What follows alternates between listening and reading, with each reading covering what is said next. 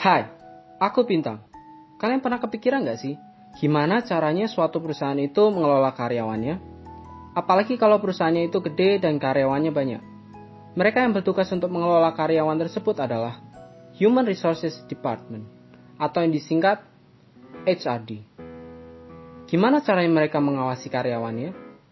Gimana caranya mereka mendokumentasikan keterampilan dan prestasi karyawannya? Gimana caranya mereka memberikan gaji kepada karyawannya berdasarkan tunjangan, pajak, dan lemburnya? Kebayang nggak sih, akan ada banyak kesalahan dan sangat tidak efektif kalau semuanya itu dilakukan secara manual. Oleh karena itu, di era digitalisasi ini, kebanyakan perusahaan mulai menggunakan salah satu sistem informasi. Ya, Human Resources Information System, atau yang disingkat sebagai HRIS. Apa itu HRIS? Singkatnya, HRIS adalah sistem yang menyediakan berbagai informasi yang diperlukan untuk membangun sumber daya manusia agar menjadi lebih baik, sehingga dapat meningkatkan performa perusahaan untuk mendukung proses pengambilan keputusan. Sistem ini sangat penting bagi perusahaan, karena tanpa pengelolaan sumber daya manusia yang baik, perusahaan akan kesulitan untuk berkembang. Tetapi semakin berkualitas sumber daya manusianya, maka semakin optimal juga perkembangan perusahaan tersebut. Dengan adanya sistem ini, perusahaan akan lebih mudah untuk berbagi informasi. Dalam sistem informasi, harus ada yang namanya input, proses, dan output yang dihasilkan. Nah, berdasarkan input dan outputnya, ada beberapa model atau subsistem dari HRIS. Dari segi input, HRIS terdiri dari 3 subsistem, yaitu subsistem intelijen sumber daya manusia.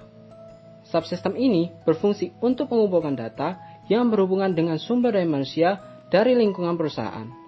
Yang kedua adalah subsistem sistem informasi akuntansi, atau bisa disingkat SIA.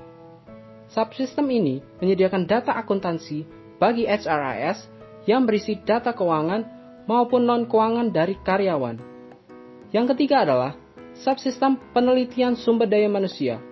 Subsistem ini mengumpulkan data melalui penelitian khusus seperti penelitian jabatan, keluhan, dan suksesi karyawan.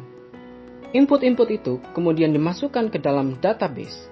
Dari proses tersebut, dihasilkan output HRIS yang terdiri dari 6 subsistem, yaitu subsistem perencanaan kerja. Merupakan informasi yang dibutuhkan oleh manajer atas untuk merencanakan kebutuhan tenaga kerja dalam jangka pendek dan jangka panjang. Subsistem perekrutan merupakan semua informasi untuk mengetahui apakah diperlukan tenaga kerja tambahan atau tidak, seperti informasi tenaga kerja, jadwal wawancara, dan perekrutan. Subsistem manajemen angkatan kerja merupakan informasi untuk mengelola sumber daya di dalam organisasi. Contohnya, informasi pelatihan kerja, penilaian kerja, kenaikan jabatan, dan lain-lain. Subsistem tunjangan merupakan informasi tentang penggajian. Subsistem benefit meliputi informasi benefit yang diterima oleh karyawan, contohnya seperti dana pensiun. Dan yang terakhir adalah subsistem pelapor lingkungan. Informasinya berhubungan dengan keluhan, kecelakaan selama kerja, kesehatan karyawan, dan lingkungan kerjanya.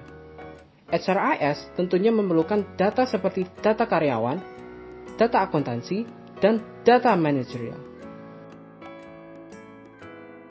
HRIS digunakan oleh seorang HRD untuk mengelola informasi tentang kebutuhan karyawan perusahaan, proses rekrutmen, sistem penggajian, data pegawai, kinerja pegawai, informasi payroll atau gaji, dan masih banyak lagi.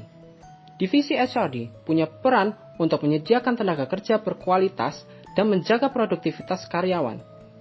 Sistem ini juga memberikan akses kepada seluruh karyawan, namun hanya terbatas, seperti memperbarui informasi pribadi, meninjau skala gaji, dan pengajuan cuti. Oke, tadi udah dijelasin semua hal tentang HRIS. Sekarang, apa dampaknya pada perusahaan? Penerapan HRIS sangat berdampak bagi perusahaan, dan tentunya dampaknya ini positif, yaitu kinerja karyawan dapat dimonitor lebih mudah. Dengan HRIS, HRD bisa memberi penilaian kinerja karyawan dan membandingkannya dengan yang lain. meningkatkan keamanan data karyawan. Dengan HRIS, HRD bisa mengontrol siapa saja yang bisa mengakses sistem, sehingga dapat mengurangi kasus pencurian data. Mempersingkat pekerjaan HRD. Dengan ini, HRD dapat secara cepat bekerja berulang kali dengan sistem otomatis, seperti pencatatan absensi, perhitungan gaji dan pajak, laporan bulanan, dan berbagai hal lain. Meminimalisir penggunaan kertas. Ini karena setiap laporan dapat dikirimkan dalam bentuk soft file sehingga lebih ramah lingkungan dan biaya operasional juga lebih rendah. Data disimpan terpusat, di mana semua data pada sistem ini disimpan dan terpusat pada penyimpanan cloud, sehingga penggunanya bisa mengakses dimanapun dan kapanpun dengan keamanan yang terjamin. Mengurangi human error. Dalam pengelolaan karyawan secara manual, biasanya akan ada human error.